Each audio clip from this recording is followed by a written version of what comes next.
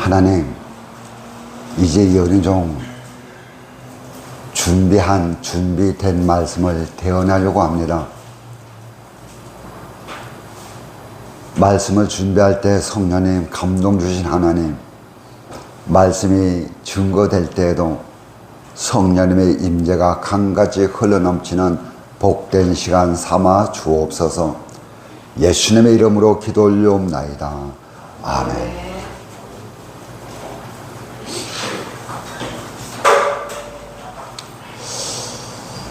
오늘이 증거된 말씀은 기독론에서 굉장히 중요한 말씀이에요. 그리고 또한 요한 1, 2, 3서에서도 동일하게 이 말씀을 전하고 있습니다. 중심의 말씀은 무엇인가 하면 우리가 한자음으로 이신득이에요. 믿음은 구원은 믿음으로 받는다.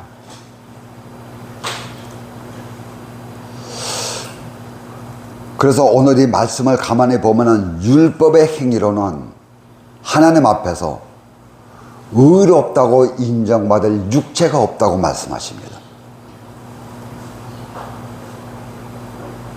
어떤 행위 가지고 삶 가지고는 주님 앞에 의롭다고 인정받을 육체가 없다고 해서, 그래서 지난 시간에 말씀하기를 이 말씀은 중생 구원에 놓고 말씀하는 것이 아니고 성화 구원에 놓고 말씀하시는 것입니다. 그가 이룰 구원을 놓고 오늘 이 말씀을 우리가 보고 드려야 돼요. 그래서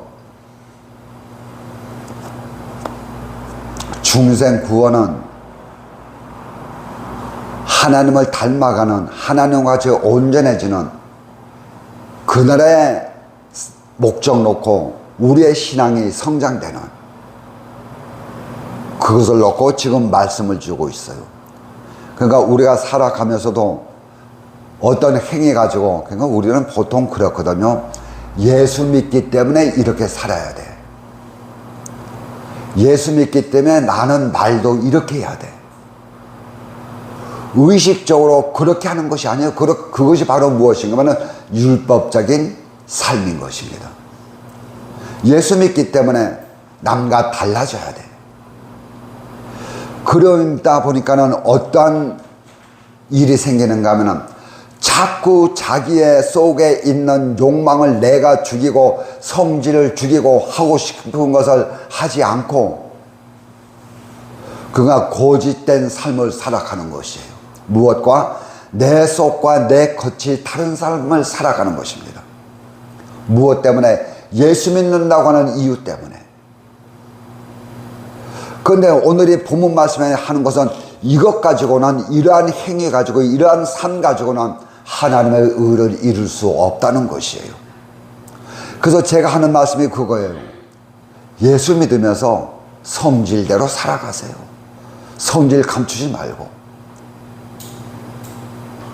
그 대신 내 속에 무엇이요? 하나님이 운행할 수 있도록 내 자신을 아버지 앞에 내어드리는 것입니다.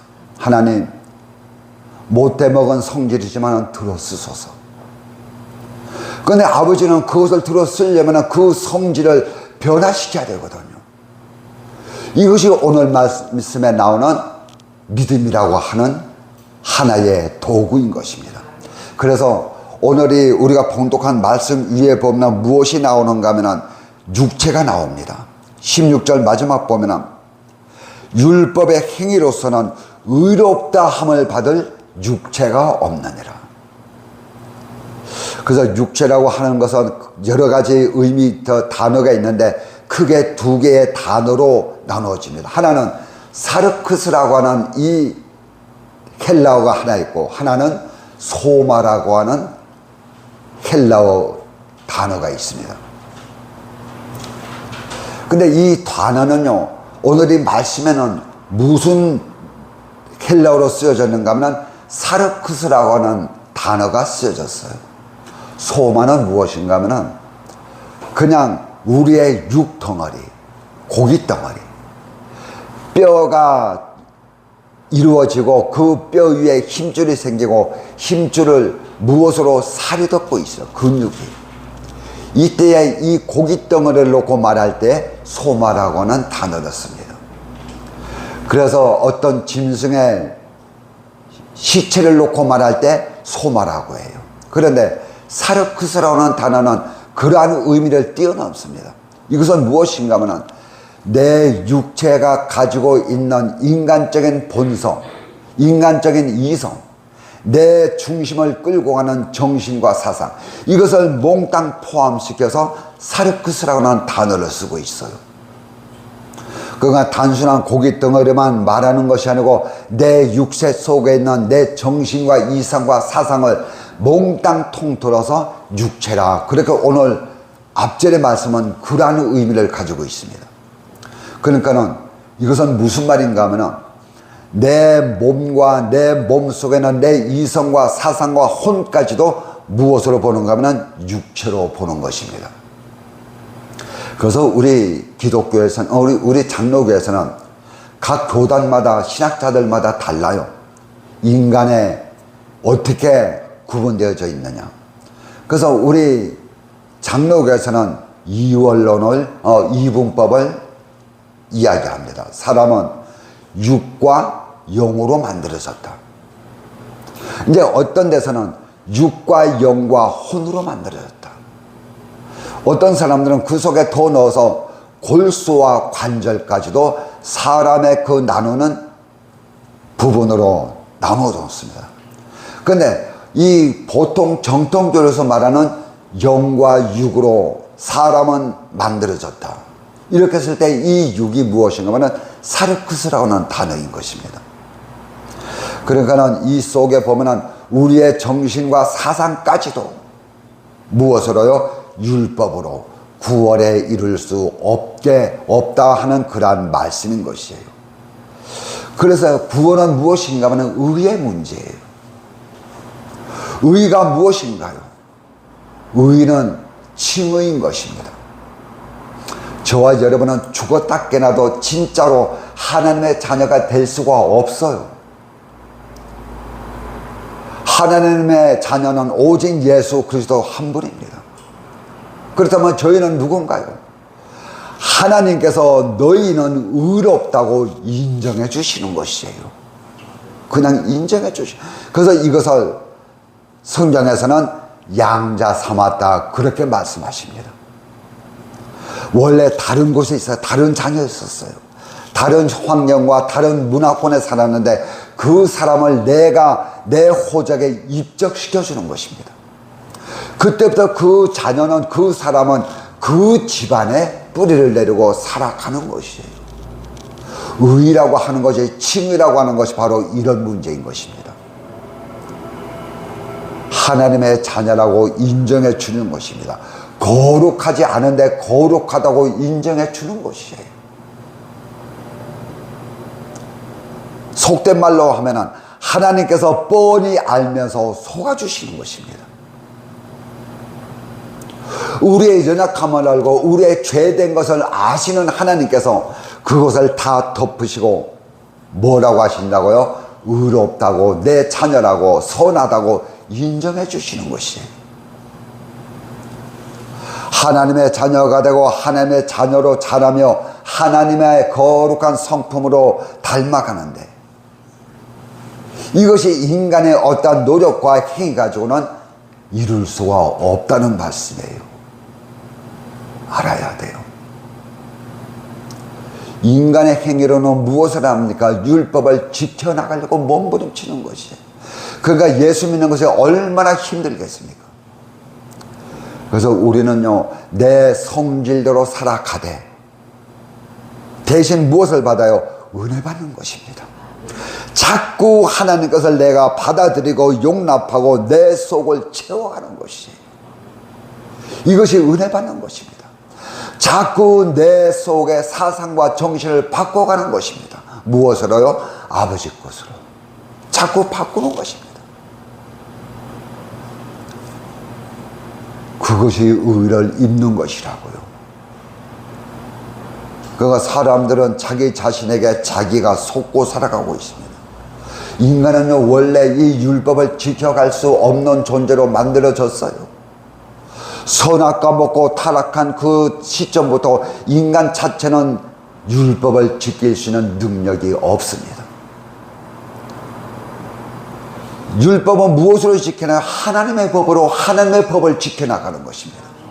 세상 법으로는 여러분 율법을 죽었다 깨나도 지킬 수가 없어요. 알아야 됩니다. 그가 신앙생활도 내 힘과 내 의 가지고는 신앙생활을 해나갈 수가 없어요. 우리가 하나님의 법을 무엇으로 지키나요? 하나님의 법으로 지킵니다. 율법을 무엇으로 죽이나요? 율법으로. 그 율법을 떠나게 하는 것입니다. 그것이 오늘 본문에 우리가 봉독한 말씀 하반절에 있어요. 율법으로 말미암아. 말씀으로 말씀을 살리는 것입니다. 믿음으로 믿음을 성장시키는 것이에요. 이것이 신앙의 근본인 것입니다. 율법 가지고는 여러분 하나님의 마음을 시원케 해줄 수가 없어요.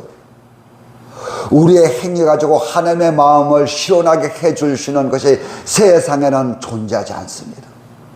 무엇가서로 하나님의 마음을 만족하게 해드릴까요? 물질 가지고요. 여러분 물질을 하나님 앞에 얼마나 드려야지 하나님이 기뻐하실까요? 기도 가지고요. 우리가 기도를 하루에 몇 시간씩 해야지 하나님이 기뻐하실까요? 내 육 가지고는 하나님을 기쁘게 할 수 있는 방법이 없어요. 그래서 우리가 잘 알고 있듯이 히브리서 6장 말씀에 뭐라고 했나요?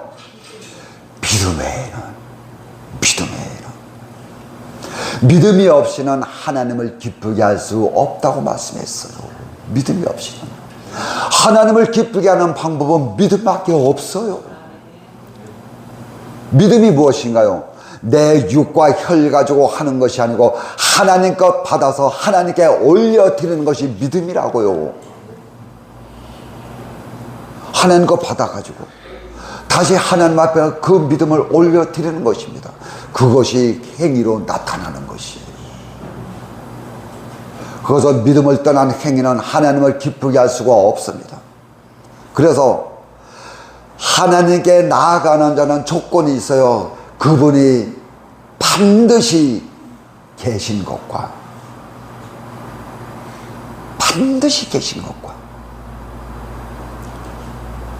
또한 그를 찾는 자들에게는 하나님의 무엇을 주어요? 상 주시는 이심을 믿어야 할지니라. 이것이 그냥 들려진 말씀이 아니에요. 우리가 하나님을 기쁘게 할 수 있는 것은 믿음밖에 없습니다. 그런데 이 믿음은 내가 만든 믿음이 아니고 아버지가 주신 믿음이에요. 내가 만든 믿음 가지고는 여러분 하나님이 속질 않아요. 사람은 속는데 하나님은 여기에 속는 분이 아니라고요. 얼마나 하나님이 세밀하신 분인데. 그래서 창세기 15장 6절 말씀 보면 하나님이 아브라함이 하나님을 믿으니, 그러니까 아브라함이 하나님을 그 믿는 믿음을 하나님은 가짜인지 진짜인지 알고 계신 것입니다. 김인환이가 하나님을 믿으니 내가 하나님을 믿는 그 믿음이 진짜인지 가짜인지 하나님이 알고 계시는 것입니다. 그런데 인간은 행위 보고 쏘가 넘어가요. 그것 보시고 하나님은 아브라함을 뭐라고 여겼어요? 의롭다 인정해 주신 것입니다. 아브라함의 행위가 여러분 선하고 깨끗해서 하나님이 인정해 준 것이 아니에요. 아브라함은 살아가면서 자녀가 없었어요. 그래서 이 자기의 삶의 상속자를 누구로 생각했는가 하면 조카 롯으로 생각했습니다. 그런데 느닷없이 하나님께서 이 아브라함에게 나타나셔서 아브라함아 내 조카 롯과 갈라서라고 하네요. 갈라섰습니다. 이제는 상속자를 주실까 했는데 아버지가 안 줘요. 그래서 창세기 15장에 보면 하나님께서 누구에게 마음을 두는가 하면은 자기의 가정에 있는 종 엘리에셀에게 마음을 둡니다. 그래, 하나님은 내 집안에 있는 저 순전하고 충성스러운 엘리에셀을 내 상속자로 삼는구나. 그에게 마음을 기울자 하나님이 다시 말씀하십니다. 엘리에셀은 너의 상속자가 아니야. 너의 몸에서 난 자를 내가 너에게 상속자로 주리라. 이것을 아브라함이 믿었어요. 아브라함이 하나님을 믿은 것이 큰 것 가지고 어떤 놀라운 사건 가지고 하나님을 믿은 것이 아니에요. 엘리에셀은 내 상속자가 아니야. 내 몸에서 난 자가 내 상속자가 돼. 이것을 아브라함이 믿었다는 것입니다. 그런데 그 믿음을 하나님이 의롭다고 인정해 주신 것이에요. 놀랍지 않습니까? 큰 것이 아니라고요. 아주 자그만, 아주 내 삶의 사소한 하나님의 관계성인데,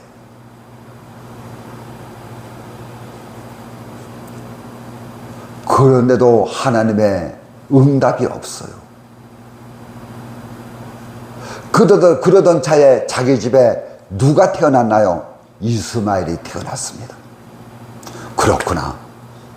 이스마엘도 내 몸을 태ong에서 낳기 때문에 이스마엘에게 마음이 기울자 하나님은 말씀합니다. 아브라함아, 이스마엘을 내 집에서 쫓아내라. 쫓아내라.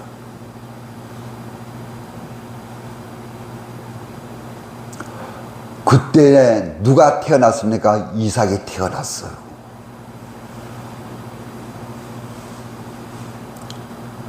여러분, 의라고 하는 것이 무엇인지 아세요? 하나님의 약속을, 하나님의 말씀을 내가 지키겠다고, 내가 이루겠다고 통문서주하는 것이 의가 아니라고요. 근데 아브라함은요, 하나님 앞에 의롭다고 인정받았는데도 불구하고 이제부터는 아브라함이 하나님의 약속을 이루겠다고 자기가 지금 발벗고 뛰어다니고 있습니다. 그 결과물이 무엇인가요? 이스마엘을 낳는 것이었어요.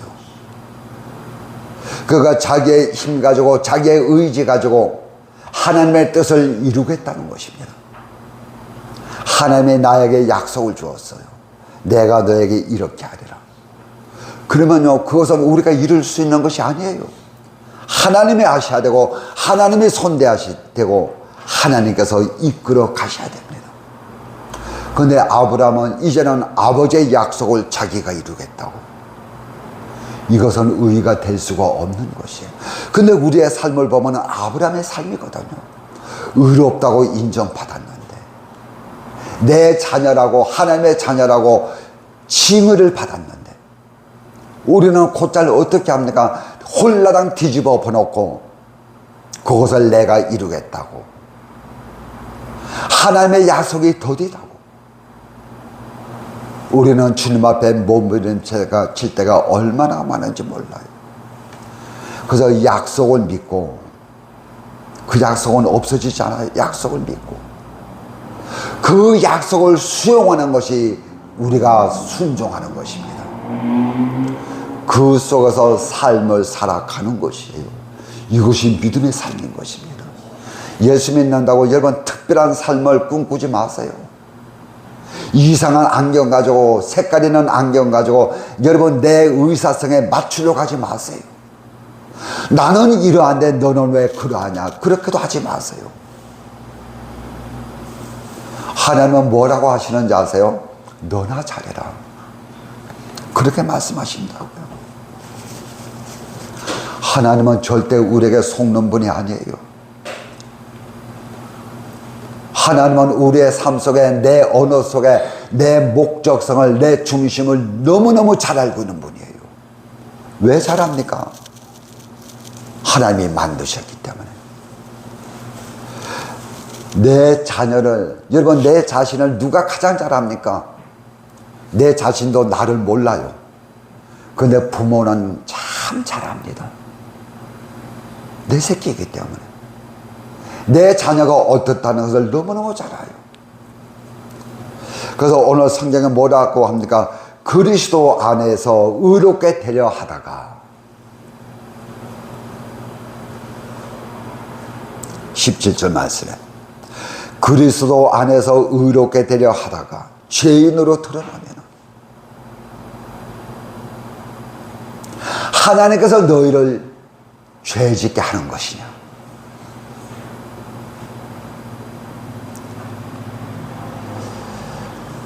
베드로 같이요. 자기는 예수님을 위한다고 위했는데, 그런 말을 했는데 예수님은 베드로를 책망합니다. 베드로가 죄 지으라고 이 말씀을 하셨나요? 이제 내가 조금만 있으면 십자가에 달려서 고난을 받을 것이다. 그리고 3일 만에 죽어서 3일 만에 부활할 것이다. 베드로는 펄떡 뛰면서 우리가 주위에서 예수님 주위에서 호위하고 있는 이상 주님께 절대 그런 일이 일어날 수 없나이다. 베드로는 뭐라고 생각하고 이렇게 했을까요? 믿음을 앞에 놓고 이 얘기를 했을 것입니다. 그런데 중심은 그것이 아니에요. 그래서 베드로가 모르는 것을 하나님은 그 중심을 알고 계십니다. 그래서 우리의 삶은 그래요. 모세와 같이 좌우만 돌아보면 안 돼요. 위를 상하를 돌아볼 줄 알아야 됩니다. 그것이 우리의 삶이에요. 마음속은 세상 것과 함께하면서 내 마음은 세상으로 가득하면서 그러지 않느냐 말을 하는 것이에요. 내 속도 상대방과 똑같은 마음을 갖고 있고 똑같은 욕심을 갖고 있으면서 입에서는 무엇을 말합니까? 믿음을 이야기하면서 나는 거룩한 척하는 것이에요. 이것이 17절 말씀인 것입니다. 상대방에게 나는 의롭게 보이려고 하는데 오히려 그것이 하나님 앞에 죄를 짓는 것입니다. 나는 예수 잘 믿는 척 했는데 오히려 그것이 하나님 앞에 매맞을 짓거리가 되는 것이에요. 그렇다고 예수님께서 너희를 죄짓게 하는 것이냐?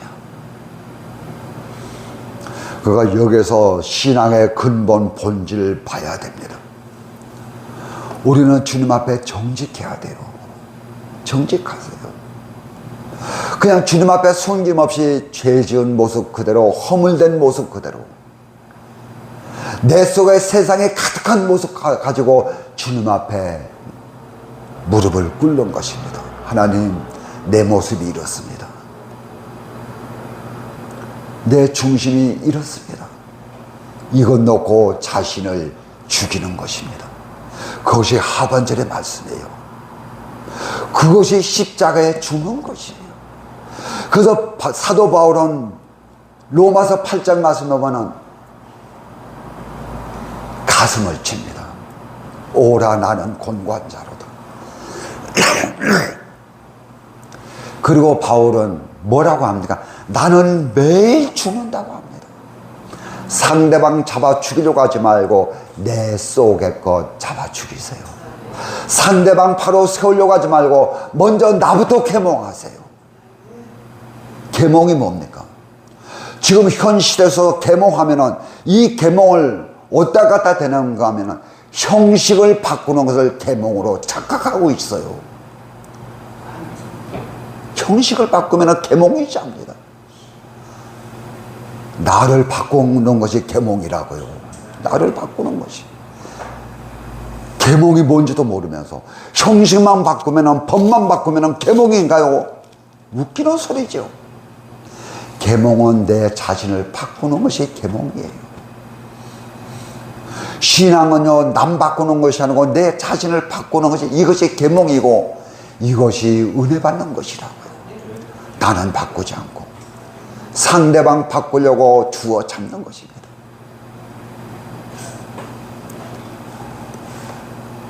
하나님은 우리로 죄를 짓게 하는 분이 아니에요. 결코 아니라고 했습니다. 누가요? 말씀이 결코 아니라고 했습니다. 근처도 가지 말라는 것이에요. 하나님은 우리에게 참 자유를 주시는 분이에요. 진짜 자유를요. 그 나라의 목적은, 우리의 신앙의 목적은 그 나라의 목적을 놓고, 누림성을 목적으로 놓고, 사건을, 우주를 움직이시는 주님이에요. 참 자유가 뭐라고요? 참 자유가 뭔가요? 예, 참 자유는요, 하나님의 법인 율법도 나를 잡으러 오지 못하고 세상 법도 나를 잡으러 오지 못하는 것이 율법이에요. 참 신앙의 자유입니다. 두 법이 나를 잡으러 올래야 잡으러 올 수 있는 조건이 없어요. 본법을 해야지 잡으러 오는데, 이것이 참 자유인 것입니다.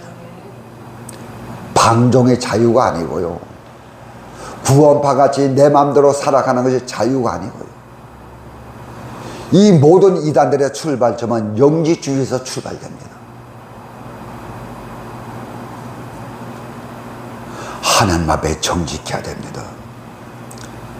속은 썩어 문드러지는데 그 무덤 위에다가 횟가루로 칠해가지고 사람들 보기 좋게 그렇게 하는 것이 아니에요. 내 모습 그대로 주 앞에 내어놓고, 개살스러운 내 모습 그대로 내어놓고, 혈기 있는 내 모습 그대로 내어놓고, 나를 잡는 것이에요. 하나님 도움 없이는 하나님 이 못된 죄성 날마다 나를 넘어지게 하나요. 하나님 내 앞에 놓이는 이 문제가 나를 좌절하게 만드네요. 내가 내 행위 가지고 의롭게 되려고 하면은 두 가지 결과가 나올 수밖에 없습니다. 내 행위 가지고. 첫 번째가 무엇인가요? 내가 어떤 행위 가지고 의를 이루었다고 하면 그 앞에 나오는 것이 교만입니다. 분명히 교만에 따라오게 되어 있어요. 또한 내 행위 가지고 의를 이루겠다고 했을 때 그것을 내가 이루지 못했다고 하면 그 다음에 무엇이 오나요? 실망과 좌절이 따라옵니다. 이것은 분명한 것이에요. 그래서 극성스러운 인간은 행위 가지고 사랑의 대상자를 심판하기 시작합니다. 나는 이러한데 너는 왜 그러하냐? 나는 이렇게 정직한데 너는 왜 거짓이냐? 무엇을 보기 때문에? 행위를 보기 때문에. 그러나 하나님이 하셨다는 그 신앙 앞에서는 겸손할 수밖에 없고 감사할 수밖에 없습니다. 교만을 떨 수가 없어요. 내가 것 하나도 없고 하나님이 하셨기 때문에 그 앞에 교만을 떨 것이 없고 자랑할 건덕지도 없어요. 그렇잖아요.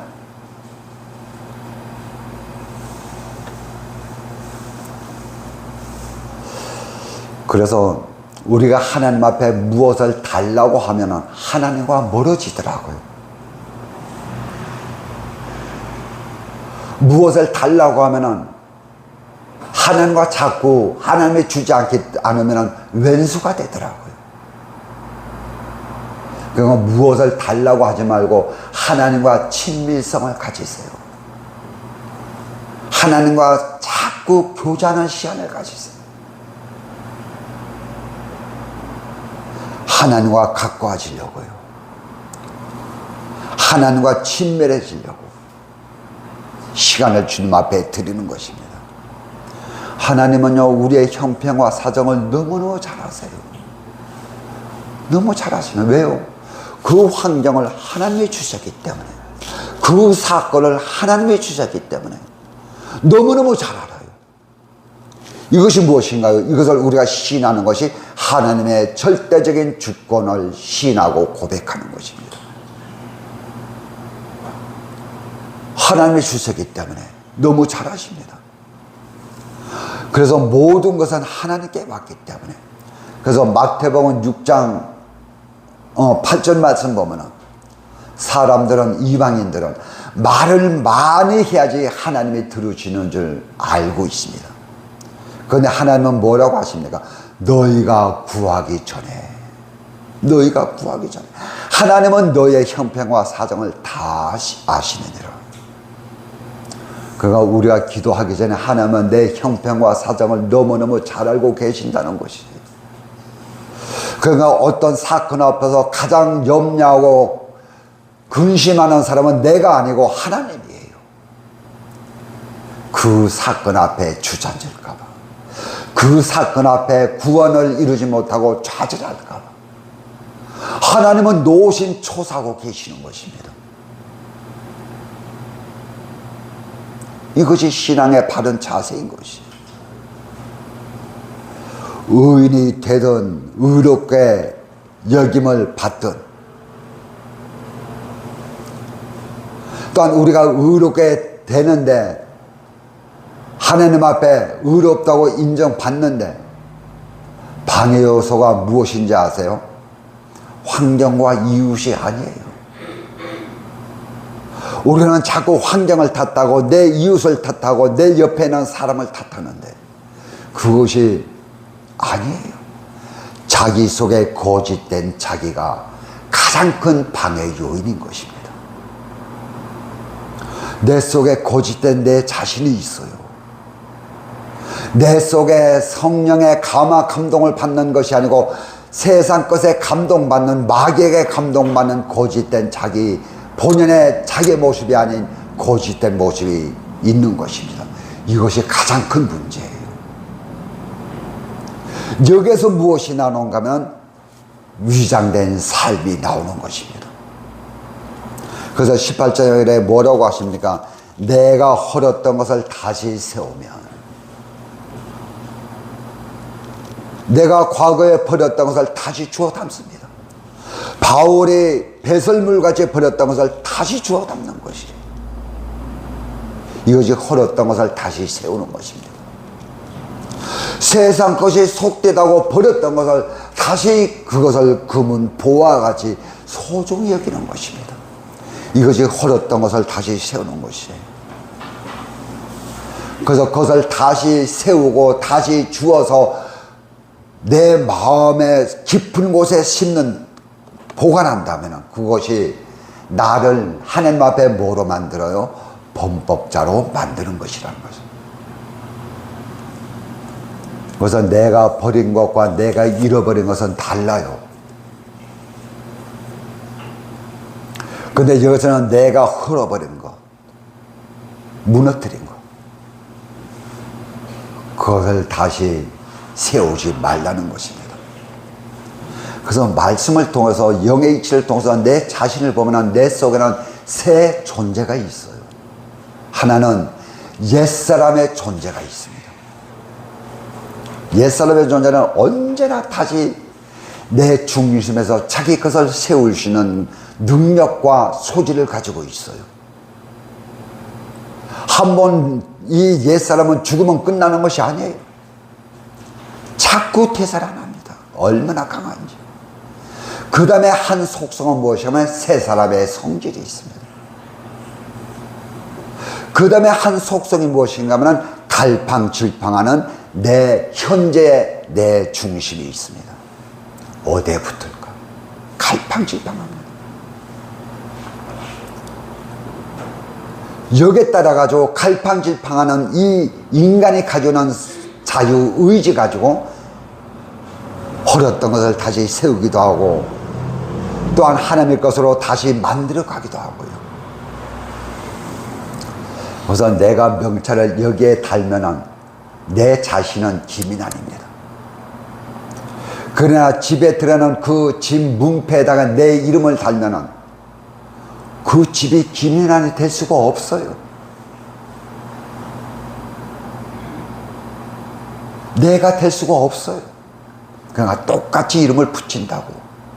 이것을 영의 이치를 생각해 보자는 것입니다. 시간이 너무 많이 갔네요. 네, 이거 하나만 말씀드리고 마치겠습니다. 여기에 내가 헐었던 것을 내가 다시 세우면 내가 나를 범법자로 여긴다. 여기에 범법자라고 하는 것은 우리가 바로 생각하면 죄라고 우리가 생각할 수가 있어요. 하나님과 나와의 관계성 속에서 우리가 생각하기를 하마르톨로스라고 하는 죄를 우리가 생각할 수 있습니다. 그런데 오늘 이 단어에서 범법자라고 하는 것은 하마르스 톨로스, 이 단어를 쓰지 않았어요. 여기서는 파라바텐이라고 하는 헬라어를 씁니다. 이 단어는 무엇인가 하면 배신자라고 하는 뜻이에요. 이 단어는 이단자라고 하는 뜻입니다. 물론 이것이 죄라고 하는 것이지만 여기서 관계성은 하나님과 나와의 관계를 놓고 하나님의 사랑을 배신한 자를 놓고 범법자라 그렇게 단어를 썼어요. 물론 죄입니다. 그런데 죄는 죄인데 하나님의 사랑을 배신한 죄인 것이에요. 그것이 범법자라고 하는 이 단어인 것입니다. 그래서 오늘 이 말씀을 가만히 보면서 항상 말씀을 받는 중심은 내 자신이 되어야 됩니다. 모든 성경 66권의 말씀은 나에게 주는 말씀이 되어야 돼요. 그래서 우리 사회에서 계몽이라고 하는 단어를 참 많이 쓰는데 우리가 내 자신을 먼저 하나님의 말씀으로 계몽해야 됩니다. 계몽해야 돼요. 그러면 내 주인은 자동적으로 바꿔지게 되어 있습니다. 기도하겠습니다. 하나님, 우둔한 입술 열어서 이렇게 말씀을 대언했습니다. 이렇게 말씀을 증거했습니다. 이것이 참이 되게 하시고 생명이 되게 하시고 하나님의 온전으로 나아가는 징검다리 되게 하옵소서. 예수님의 이름으로 기도 올리옵나이다. 아멘.